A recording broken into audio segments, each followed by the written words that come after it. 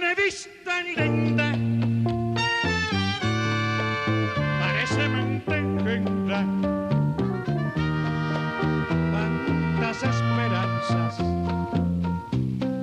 que en su amor se fueron. No les quito a nadie, no dejo una huella. Just me. The cameraman wants. Y'all suck. There you go. Oh, you need a hit? You mean light? There you go. My mom, she asked me if I smoked like a year ago, and I was like, nah.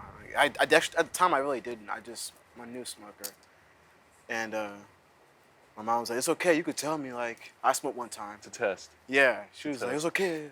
I was like, Mom. I love her. She's funny. Never be honest with your parents, guys. Nah, don't. I mean, at some point you gotta be. No, you have to be. But not right now. Just not right now. Yeah. Your 20s are like, it feels just like my parents went on vacation and I'm just got the house to myself. That's what it feels like. It's like, when y'all gonna come back? And they don't come back. Climate change. Climate change. That's true. It kind of looks like climate change in there. All right. How have you been, bro? I'm good, man. It's been a minute since I've seen you. It was before COVID, though, right? Definitely. It was like January or February or something. Yeah. What have you been up to since? I just had a lot of free time to just like focus on music, because usually I'm at work and my job. But that just like completely exited out of the picture, and it's just like I'm getting money from unemployment. It was like, yo, all the time I have all the time in the world to just make music. So I was just like super focused on that, and starting side projects and just, experimenting. People dream in the morning, and that's crazy because my people I can never trust you.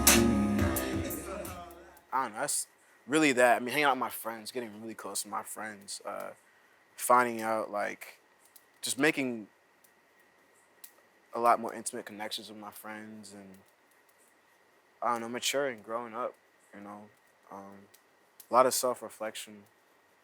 So you've been experimenting a lot, and you used to kind of be more of a beat maker. Now you're kind of in front of the microphone a little more. So what got you into that whole transition? That was like when I was like 18, 19.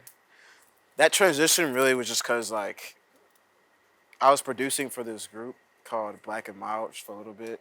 I was like 16, 17. And they split up, and then I didn't feel like the music that was out or even that was being made around me was like, it didn't really fit me.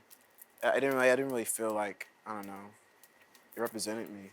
So I think for a minute I was wanting to get behind the mic and just like rap and shit, but I think it came to a point where it really pushed me into a corner where it was like, all right, you're not happy with just like the music you are making. I think you should just like at least do some shit on your own at the time being, just like on the side, Like when I wasn't in the studio working on these other guys, I would be at home with all the equipment and I would just like fuck around and like, see what I can do. And I did that for like a year before I released not a year, maybe like 6 or 7 months before I released my first song. At first, but yeah, I mean, that's what got me like behind the mic. Actually, I was looking at your Spotify playlist on your Spotify profile. I saw you had Radio like Super. Yeah, there was like the Yeah, Beatles were. Yeah, there's two of them. Two of them, yeah. On one of them, I saw Beatles, Herbie Hancock, and like Yeah. even Daniel Santos. Yeah, yeah. There's this Puerto Rican guy from the 1930s. Oh, Daniel Santos. So the Daniel Yeah. Santos is crazy because the Daniel Santos thing is like my great grandfather produced that song. So like the orchestra that's playing my great grandfather is that's his orchestra. No dejo una huella, no se saben de ella, dicen que se fue. Wow. And he's like composed it all. So it's like when you see it's Daniel Santos and it's featuring Mancho, etc. which is my great grandfather, which is like, I didn't think you would actually bring that up. Actually, that's funny. What's your like writing process like? Do you kind of just like, sit down and whatever's on your mind you kind of come up with and then kind of progress from there? It's more specific than that. It's like, I mean, it's random too. It's like anything can inspire me. Like, I mean, yeah, there's pain that inspires me.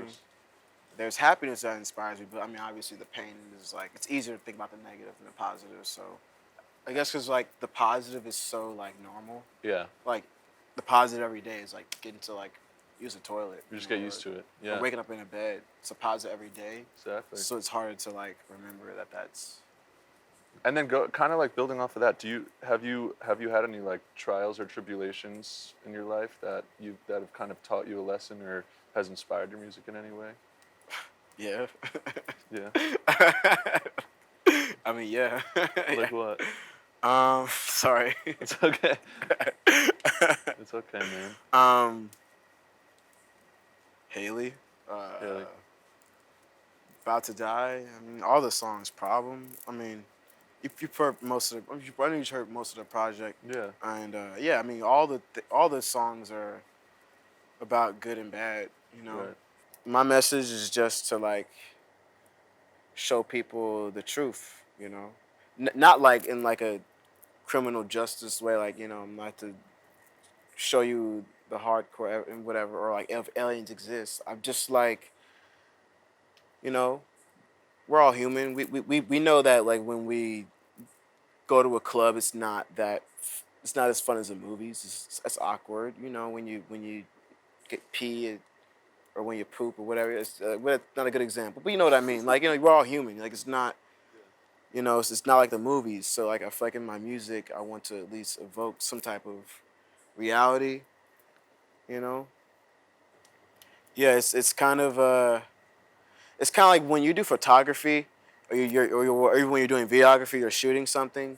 I feel like when you're doing like visual art like that, you're kind of just like capture something that isn't there, but it is there. You're trying to show something that isn't visible to the naked eye, I guess.